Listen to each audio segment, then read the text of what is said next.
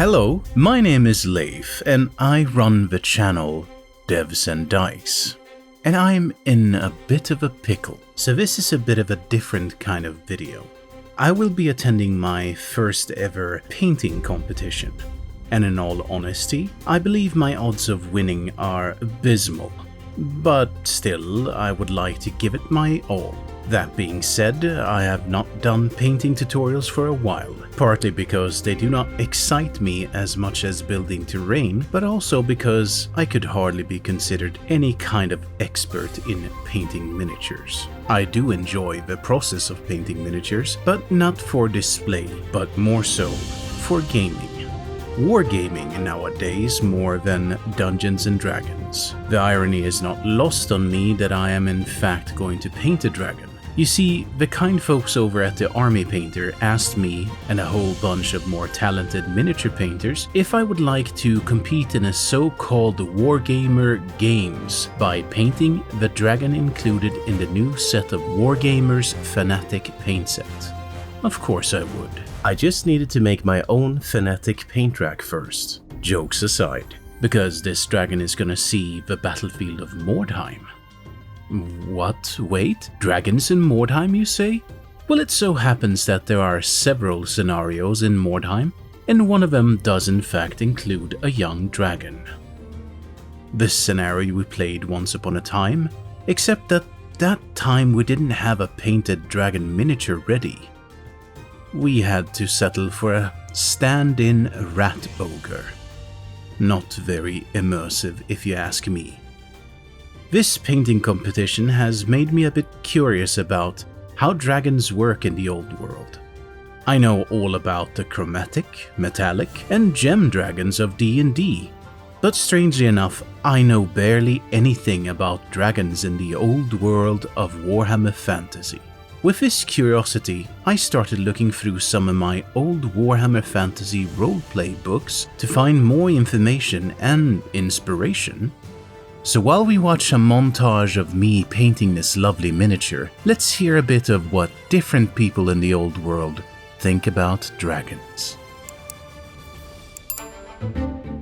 Magnificent beyond my flawed words. I'm just an old soldier. It would take a poet to capture the majesty of a dragon. I certainly never expected to ever see a fireworm, much less fight alongside one. But a mercenary's road takes him to strange camps. So it was I found myself in the employ of Prince of Remus, and at my side stood the elf lord Azarnil and his dragon mount, Deathfang. Azarnil told me that Deathfang was but a crude translation of a dragon's real name. Maybe so, but it was certainly an apt description. I've lost track of the number of foes I've seen him rout or destroy with his fiery breath, to say nothing of his fangs and talons. Deathfang is larger than a townhouse, more solid than a fortress. I once saw a cannonball glance off his hide, but what surprised me the most about him was that he had a sense of humor. In a battle with some black and yellow clad greenskins that the lads call night goblins, one of our ball and chain wielding maniacs almost slammed into our lines. Just before he reached us, Deathfang swept by, grabbed the little shrieking runt by the scruff of his neck, and lobbed him back to his own lines. The resulting anarchy sent goblins running screaming in all directions. From the air, I heard this giant repeating "huff huff" sound, and I realized Deathfang was laughing as he watched them scatter. So did the goblins. A dragon's amused contempt pretty much broke them, and they all fled. It was the largest living creature that I have ever encountered, and I've traveled farther than most men can dream. It was all muscle and scale. None of its mass was given over to fat in any way that I could discern. It moved with such deadly grace that even though Varek's valiant final attack had deeply wounded it, it still slid across the floor of the cavern with a smooth undulation that knew no pause. Its leather wings were held fast against its body in the close confines of the cave, though they flexed a little as it reared its face to us. Its claws were longer than a man is tall, the smallest of its teeth the length of a forearm. Its tail was a razored weapon of flesh and serrated bone. I could smell the stink of warp zone on its breath. The whole of its lair reeked of it. Its eyes glowed with madness and hatred. Every instinct that I possessed told me to flee screaming away from it.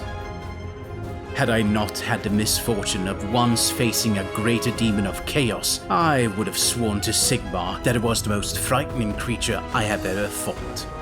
As it was, it came a very close second. For thousands of years now, only a handful of dragons have been active in the world at any one time. In the old world, only 2 or 3 are awake at any one time, and usually they are content to stay near their lairs. But there are whispers on the wind that these are the twilight days, and there is an age-old prophecy that says all the sleepers will arise for the last battle against chaos.